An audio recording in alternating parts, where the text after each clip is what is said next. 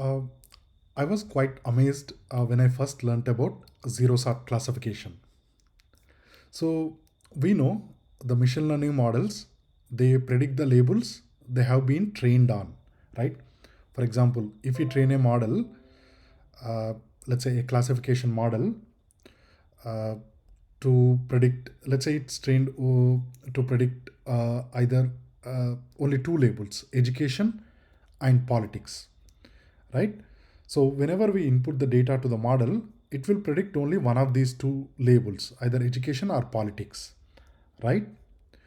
But with the zero sort classification, the models trained on one set of labels, they can predict the labels which are not used during the training. So what this means is somebody can train a very good classification model using a lot of data for a specific applications, right? We can simply use that model for our own specific use case, which might have a completely different labels, right? This is quite amazing because we don't need to train a model. We can just use the models trained on different labels, but we can use those models for inference on our labels, right? Let's see a couple of examples. Okay, so here the task is zero sort classification, um, and then the default model, it's this BART large MNLI model. Okay, and then this is how we use the model. We provide our input text and then the candidate labels. Okay, now these candidate labels can be are different from what this model has been trained on, right? But the model is able to classify this text into one of these three categories or whichever categories we give with the probability, right? So the output looks like this. So hey, here is your sequence, these are the labels, and the model is assigning a score of 0.85 to education, 0.11 to business, and zero point 0 almost negligible to politics, right? So the model is saying this sentence is more of an education than politics or business. Okay, that's quite amazing, right? We are able to predict the labels which are new to the model. Now, this is sort of moving this artificial intelligence to general intelligence, right? Okay, let's look at one more example. So here we are saying, hey, I have a problem with my iPhone that needs to be resolved as soon as possible. Okay, and then the classes we want are urgent, not urgent, phone, tablet, computer, etc. Right? So we can see from this text, it should be urgent, and this is related to phone. Let's see what it predicts. So it's saying urgent, yes, the score is 0.52, and then the phone, it's a 0.45. Now all the remaining ones, negligible score for the computer, not urgent, and tablet, right? So it's the same model. Here it is predicting one of these three labels, whereas here it is predicting or assigning the probability scores to a completely different set of labels, right? That's quite amazing.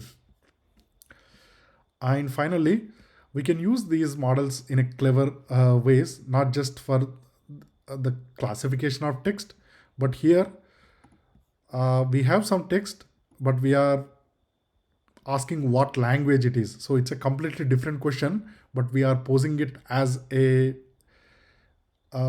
classification task, right? So English and German. I expected a bit higher score, but it said it's 82% confident that it's English. Okay. Now, probably you heard a lot about ChatGPT. The language models have been uh,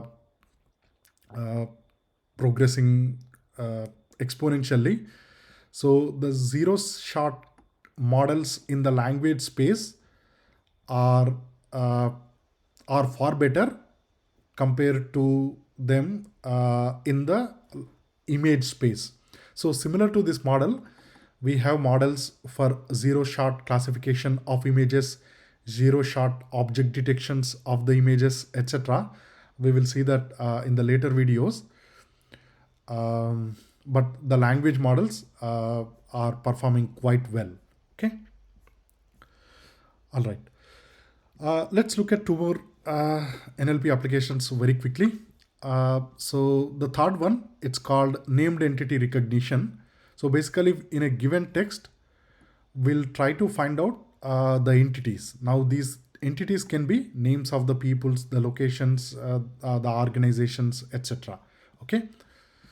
All right. So again, from the pipeline, access this model.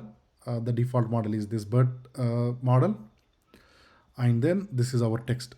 So from the text we can see there is a person with the name Umar.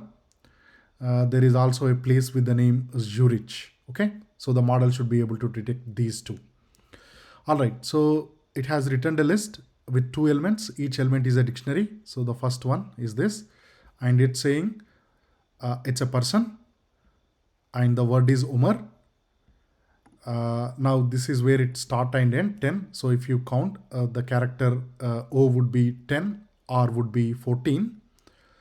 And then the index, this is the index of the word, not in word sense. For example, I am, it's get divided into 3, right? So I apostrophe M. So hello 1, 2, 3, 4. So the Umar would have index 5. Okay, then 6, 7, 8, 9, 10. So the Zurich index would be 10. And it also gives the score, how confident it is. So in both cases, it is very confident. This is a person, this is a Zurich, and it also highlight in the text where it is. Okay. Here is another example. Let's see what it says. So it's saying there is an organization, and it is this transformers. Okay, from the sentence, yeah, we can interpret this transformers is an organization, but it is not actually. All right. And finally, let's look at this parts of speech tagging. Okay. So unlike the named entity recognition, which tag only the entities, the parts of speech will be for every word, right? So again, so let's take, so this is called token classification. It's not called parts of speech. I mean, even though the actual task is parts of speech, and we can specify the model. So for this text, now for every word, it will give the parts of speech. So the first one, hello, and again, as we saw, IAM gets split into 3. So here is I, the apostrophe, and then the M, and so forth, so on and so forth, right? So this one, it says some interjection, pronouns. This is some auxiliary thing, and then pronouns, etc. Right? So similar to this named entity recognition, it gives us the index, the word, where it start and where it end, and also the confidence score. Okay.